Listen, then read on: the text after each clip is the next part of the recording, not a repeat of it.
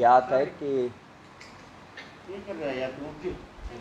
जैसे कि आप सबको ज्ञात है कि 27 तारीख को एक रोहतक ज़िले में शिवाजी कॉलोनी थाना के अंतर्गत एक जघन्य अपराध हुआ था, जिसमें 4 लोगों की मृत्यु हुई थी गोली मार के। उस अपराध हमारे लिए काफ़ी सेंसिटिव क्राइम था और हमारी उसी दिन से scene of crime teams, crime unit की टीम्स लगातार और थाना की टीम लगातार काम कर रही थी। उसमें शुरू से ही हम अलग अलग एंगल्स पे काम कर रहे थे। तो कल हमने शाम को जो मृतक थे उनके बेटे अभिमन्यु की कल अरेस्ट डाली है, अभिषेक की कल अरेस्ट डाली है। इस केस में आज अभिषेक का हम पुलिस रिमांड सीक करेंगे और वेपन जो प्रयोग किया गया है उसकी रिकवरी करेंगे, सीन ऑफ क्राइम को रिकंस्ट्रक्ट करेंगे और जो ये मर्डर की इंटेंशन थी उसको जानने की कोशिश करेंगे कि किस वजह से इस अपराध को अंजाम दिया गया है। अभी तक हमने इसमें सिर्फ अभिमन्यु की अरेस्ट डाली है, अभिषेक की अरेस्ट डाली है। बाकी लोगों के इन्वॉल्वमेंट के लिए हमारी टीम्स लगातार लोगों को इंटेरोगेट कर रही हैं, उनसे पूछताछ कर रही हैं और किसी की संलिप्तता सामने आएगी तो उसकी भी अरेस्ट डाली जाएगी। मेरी पूरी कोशिश है कि इस केस को हम जो भी चेन्स हमारी बची हुई हैं उनको जल्दी से जल्दी जोड़कर इस केस को हम अंजाम तक पहुंचाएं और इसको चार्जशीट करें ताकि इसकी ट्रायल जल्दी से जल्दी शुरू हो सके। अब आप लोगों के कोई प्रश्न हो तो वो मैं देखिए अभी तक की, क्योंकि हमने इसकी कल रात ही गिरफ्तारी डाली है, तो अभी तक की पूछताछ में फैमिली में कुछ तनाव था, वो अलग अलग रीजंस को लेके था, जिसमें अभिमन्यु का अभिषेक का पर्सनल कंडक्ट भी है, फाइनेंशियल रीजंस भी हैं और कुछ और रीजंस भी हैं। तो अभी मेरे लिए काफ़ी जल्दबाजी होगी एक पर्टिकुलर रीज़न को फिक्स कर पाना कि इस रीज़न के कारण उसने इस वारदात को अंजाम दिया।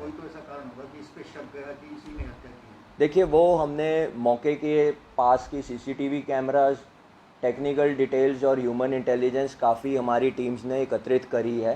तो सबसे ज़्यादा जो डिस्क्रिपेंसी और बार बार स्टेटमेंट चेंज करना और जो उसका पर्सनल कंडक्ट था वो हमारे सामने आया, जिसकी वजह से हमने कल रात को उसकी अरेस्ट डाली। और भी कोई हो सकते हैं? देखिए अभी एज ऑफ नाउ मैं और लोगों की इन्वॉल्वमेंट को रूल आउट नहीं कर सकता। वो परिवार के सदस्य भी हो सकते हैं क्योंकि ये उनका डिसीज का बेटा ही शामिल है, तो बाकी और परिवार के सदस्य भी हो सकते हैं, इसके कुछ फ्रेंड सर्कल से भी हो सकते हैं। एज ऑफ नाउ हम किसी की भी इन्वॉल्वमेंट को रूल आउट नहीं करते। वो गोली मार के किए हैं। देखिए वो हमारी आज इसका जुडिशियल में पेश करने के बाद इसका पुलिस रिमांड जब हम लेंगे तो उसके बाद हम इसका सीन ऑफ क्राइम सारा रिकंस्ट्रक्ट करेंगे। आप जानते हैं कि ये इस तरह के जो क्राइम को अंजाम देता है वो एक हार्डकोर क्रिमिनल होता है, भले ही उसने पहले कोई अपराध ना किया हो। तो वो सीन ऑफ क्राइम जब हम रिकंस्ट्रक्ट करेंगे उसके बाद ही मेरे लिए कह पाना संभव होगा कि किस प्रकार से उसने इस वारदात को अंजाम दिया। देखिए वो ये होटल में एक रात पहले भी होटल में था और मर्डर करने के ये वारदात होने के बाद भी होटल में गया है। उस चीज़ की हमारे पास सीसीटीवी फुटेज है जो हमने कलेक्ट कर लिया। दोस्त की इसकी संलिप्तता है, दोस्त के साथ था इसके? देखिए इसका एक दोस्त है जो पिछले कुछ दिनों से इसके साथ रह रहा था, उसका एग्जैक्ट रोल क्या है वो इन्वेस्टिगेशन के दौरान ही क्लियर हो पाएगा। उसके साथ इसके क्या रिलेशंस थे, उसकी क्या इन्वॉल्वमेंट है, उसको पता था, पहले पता था, बाद में पता था, वो साथ था, वो इसका पुलिस रिमांड के दौरान ही क्लियर होगा। सर क्या अभिषेक ही मुख्य आरोपी है, सूत्र यही है कोई और?